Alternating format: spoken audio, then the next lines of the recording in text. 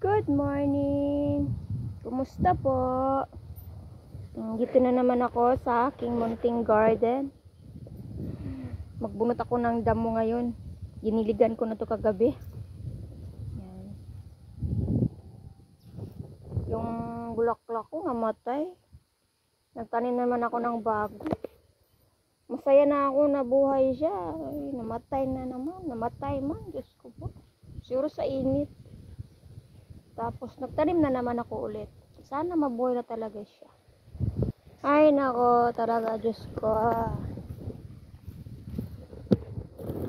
Dito lang tayo sa garden natin.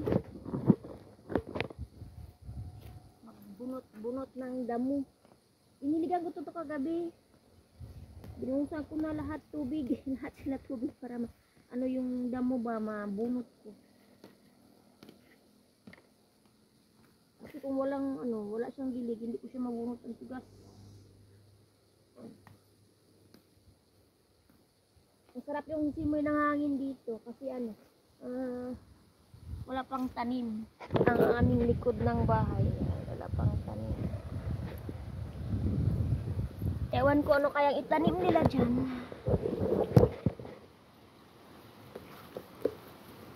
Hindi ba niya sa amin? Hindi ko kilalang mayari dyan eh.